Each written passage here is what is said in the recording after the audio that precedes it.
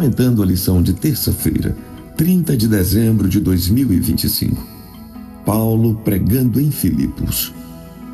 Quando os israelitas saíram do Egito, de imediato uma coluna de nuvem apareceu diante deles. Durante o dia, a coluna era uma nuvem e à noite se transformava numa coluna de fogo que guiava o povo pelo deserto até a terra de Canaã. Quando saímos deste mundo pecaminoso, Deus nos dá uma coluna de nuvem e de fogo, o Espírito Santo que habita em nosso coração. O Espírito Santo nos conduz todos os dias pelo deserto deste mundo até chegarmos a Canaã celestial na presença de Deus. Foi assim que, em sua segunda viagem missionária, o apóstolo Paulo queria ir para um lugar, mas o Espírito Santo tinha outros planos para ele. Tudo começou quando Paulo teve uma visão de um homem clamando: "Passa a Macedônia e ajuda-nos."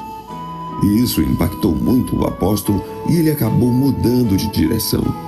Iam para a Ásia Menor junto com Timóteo, que se juntou à equipe, mas, de repente, o chamado foi para ir a Filipos, na Macedônia.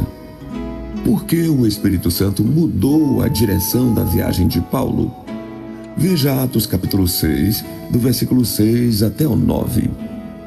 Porque havia uma necessidade espiritual grandiosa na Macedônia e a cidade de Filipos era o alvo do Espírito Santo para estabelecer uma comunidade cristã.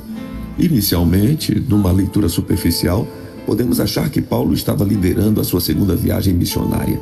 Mas o detalhe maior era que o Espírito Santo controlava todas as situações, visando a salvação de almas em toda aquela região, e a cidade de Filipos era estrategicamente perfeita para expandir o evangelho por toda a região de Tessalônica, Pérea, Anfípolis, Apolônia e na própria Roma. Filipos tinha status de cidade modelo e era considerado uma joia política para Roma.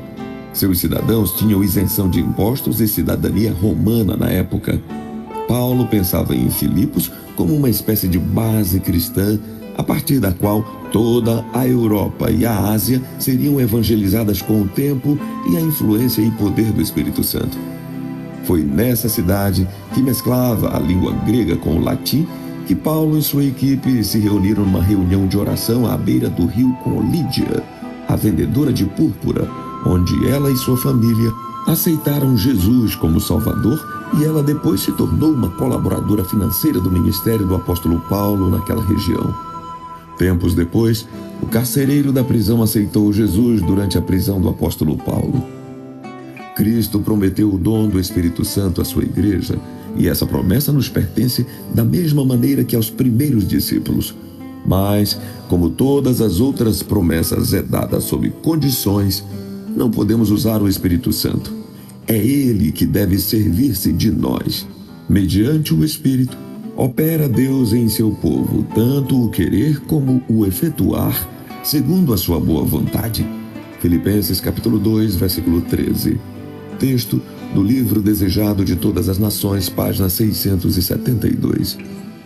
O jovem James Kennedy era gerente de um clube de danças na cidade de Tampa, Flórida, quando o Espírito Santo o impulsionou para ajudar uma recém-organizada igreja numa pequena cidade, também na Flórida.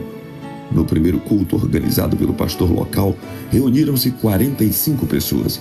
Depois de 9 meses de trabalho, a igreja tinha descido de 45 para 17 membros. Foi nessa ocasião, bastante desanimado, que Kennedy aceitou o convite de um evangelista para ir ajudar numa campanha de evangelização perto de Atlanta, na Geórgia. Foi observando o trabalho desse evangelista, que Kennedy aprendeu o método da evangelização pessoal.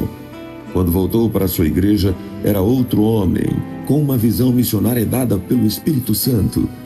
Logo, ele desafiou os 17 membros que restaram a iniciarem um programa de visitação e testemunho. Treinou-os um por um.